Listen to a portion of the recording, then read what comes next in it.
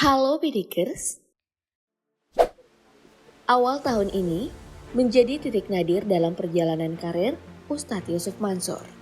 Bisnis investasi yang ia garap amburadul. Bahkan sebagian investor kini menyerang balik dirinya dengan mengirim gugatan ke pengadilan. Sementara itu tokoh Islam lain yang tak kalah populer adalah Habib Bahar. Belum lama ini Bahar juga terancam hukuman penjara karena kasus berita bohong. Dari samping kasus dan kelakuan kontroversialnya, kira-kira mana dari kedua tokoh Islam ini yang lebih kaya?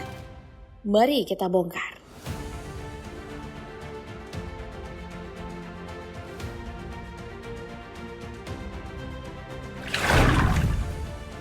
Ustadz Yusuf Mansur bukan sosok yang asing bagi publik tanah air. Ia dikenal sebagai pendakwah kondang, kerap kali di layar televisi dan diundang sana-sini untuk berceramah. Ternyata perjuangannya untuk mencapai sukses penuh lika-liku. Sebelum sukses seperti sekarang, pria dengan nama lengkap Jami'an Nur Khatib Mansur ini pernah 2 kali masuk penjara karena urusan utang piutang. Yang pertama pada 1996 saat dia terjun di bisnis informatika. Bisnisnya malah menyebabkan ia terlilit utang yang jumlahnya miliaran, hingga harus mendekam di penjara selama 2 bulan. Setelah bebas, Ustadz Yusuf Mansur kembali berbisnis, tapi kembali gagal juga.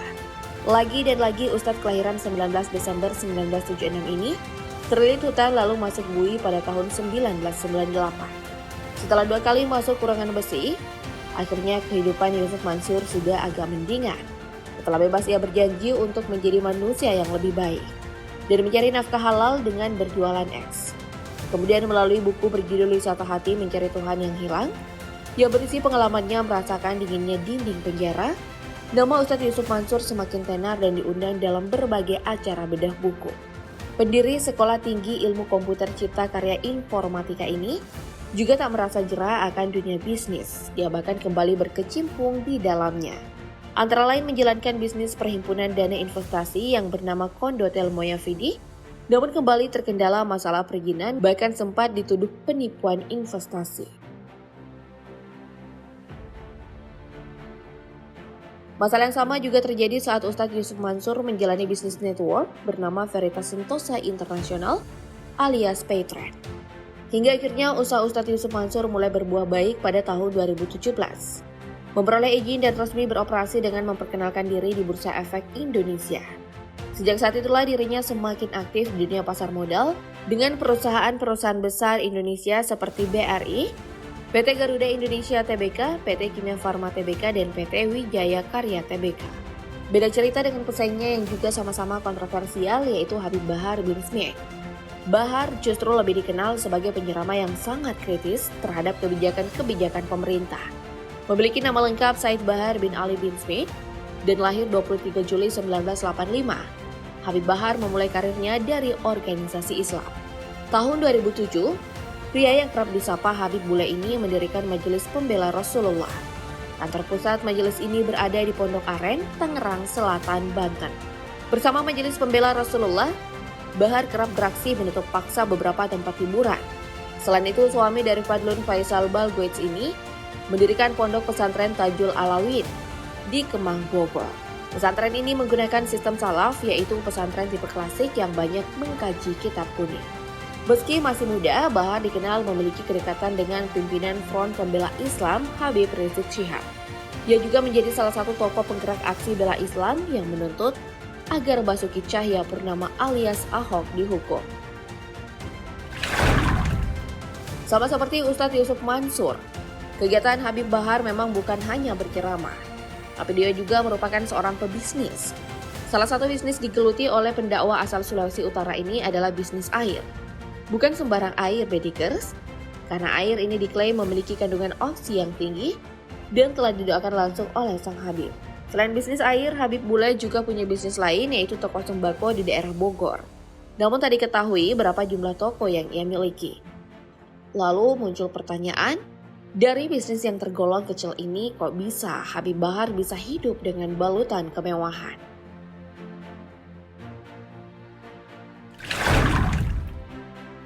Buat yang mengikuti Ustadz Yusuf Mansur di Instagram, Pasti kalian tak asing melihat sang ustadz sedang membicarakan masalah saham atau harta. Sumber kekayaan penceramah blasteran Yaman dan Betawi ini salah satunya memang berasal dari saham. Dari akun Instagramnya @yusufmansurnew bisa dihimpun berbagai saham yang menjadi sumber kekayaan sang ustadz kondang. Dia tercatat pernah memiliki saham dari MNC Bank senilai 80 miliar rupiah.